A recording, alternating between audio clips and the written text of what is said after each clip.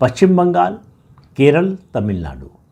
Bharatiya Janata party कहाँ जाएगी, कितना आगे पहुँचेगी? नितिन नवीन, मेरा मानना है कि अगले 4 साल तक अध्यक्ष रहेंगे। 2029 के लोकसभा चुनाव के बाद ही किसी नए अध्यक्ष के बारे में बात होगी। तो नितिन नवीन पर जिम्मेदारी बहुत ज़्यादा है। जिम्मेदारी इसलिए है कि देखिए, आप एवरेस्ट पर चढ़ना बड़ा मुश्किल होता है। भारतीय जनता पार्टी आज एवरेस्ट पर है, शिखर पर है। अब उस शिखर पर टिके रहने के लिए जो ताकत चाहिए, वो जहां पार्टी का जनाधार कम है, कमज़ोर है, या पार्टी सत्ता में नहीं है, वहां पार्टी को सत्ता में लाने का लक्ष्य है। क्या नितिन नवीन के कार्यकाल में ये संभव हो पाएगा? ये सबसे बड़ी चुनौती मेरी नज़र में नितिन नवीन के सामने है। उनके साथ प्लस पॉइंट क्या है, उनका फ़ायदा क्या है?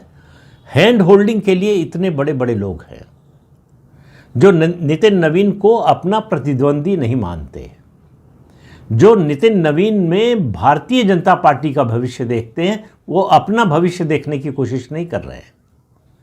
जिन पूर्व अध्यक्षों की बात की और प्रधानमंत्री नरेंद्र मोदी की भी बात कर लीजिए, इन सब की नज़र में इस समय एक ही लक्ष्य है कि पार्टी का भविष्य क्या होगा, पार्टी कहाँ तक आगे जाएगी। दूसरी बात, कई बार जो कालखंड होता है, समय जो होता है, वो बड़ा महत्वपूर्ण बन जाता है कि आप किस कालखंड में आपको जिम्मेदारी या उत्तरदायित्व मिलता है। नितिन नवीन को जो उत्तरदायित्व मिला है वो भारत के अमृत काल के दौरान मिला है, और 2047 तक भारत को विकसित भारत बनाने का लक्ष्य लेकर पार्टी चल रही है।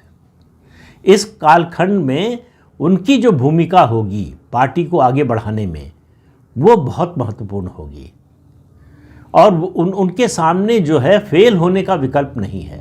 उनके सामने विकल्प 2 ही है। सफल होना है एक विकल्प, कितना सफल होना है ये दूसरा। तो उनको अपनी प्रगति के, पार्टी की प्रगति के नए मानक तय करने हैं। जो मानक हैं उन पर वो संतोष करके बैठ नहीं सकते कि यहाँ तक पार्टी पहुँच गई है, अब मैं अध्यक्ष बना हूँ, अब मुझे ज़्यादा कुछ करने की ज़रूरत नहीं है, जो है उसी को बचा कर रखने की ज़रूरत है। जो है उससे बचा कर रखने की ज़रूरत तो है ही, उससे आगे बढ़ाने की और ज़्यादा ज़रूरत है, क्योंकि बचेगा वो तभी जब उसे आगे बढ़ाने की कोशिश होगी। उदाहरण सामने है कांग्रेस पार्टी का। कांग्रेस पार्टी सार्वदेशिक पार्टी बन गई